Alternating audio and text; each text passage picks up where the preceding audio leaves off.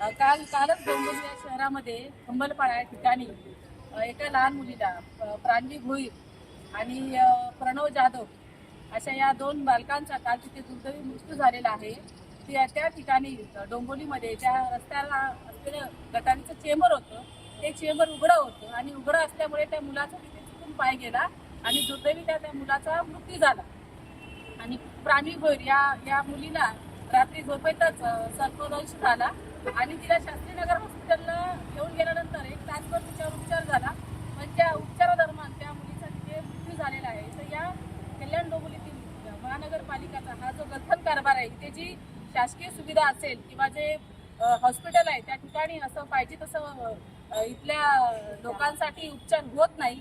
तिथे अपुऱ्या सुविधा असल्यामुळे पेशंटला तिथून कळवा असेल, जे हॉस्पिटल असेल, नायर असेल, असलेल्या आमच्या ठिकाणी पाठवतात आणि त्या पाठवण्यामध्ये तो जो काही वेळ असतो त्या वेळेअभावी पेशंटला उपचार वेळेवर मिळत नाही आणि मग अशातच पेशंटचा जीव जातो. म्हणून आमची ज्या प्रमुख मागण्या होत्या की हॉस्पिटलचा जो गंथन कारभार आहे त्या ठिकाणी ज्या काही अपुऱ्या सुविधा आहेत त्या सुविधा त्यांनी वाढवाव्या आणि तसंच जे काही रस्त्यावरचे जे काही गटार आहे, चेंबर आहे, हे ज्या पद्धतीने उघडे ठेवलेले आहे तर ह्याला जमिनीवर संपूर्णपणे इथली प्रशासन आहे, इथलं कल्याण डोंबिवलीचं इथलं अधिकारी आहेत आणि रस्त्यावर तुम्ही बघू शकता की पूर्ण कल्याण डोंबिवलीमध्ये रस्त्यावर जे मोठे मोठे खड्डे पडलेले आहेत, दर दिवशी तिथे अपघात होतात.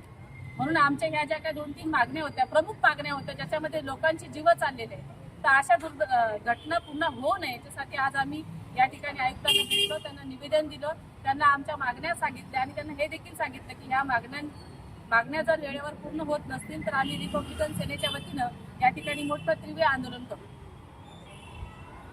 तसेच आमची रिपब्लिकन सेनेच्या वतीनं या ठिकाणी या इथल्या आयुक्तांना प्रमुख मागणी अशी होती की जे काल ज्या बालकांचा दुर्दैवी असा मृत्यू झालेला आहे डोंबिवली या ठिकाणी, त्या दोन्ही बालकांच्या कुटुंबाला आर्थिक मदत मिळावी, ही यासाठी देखील आम्ही या ठिकाणी आलेलो होतो.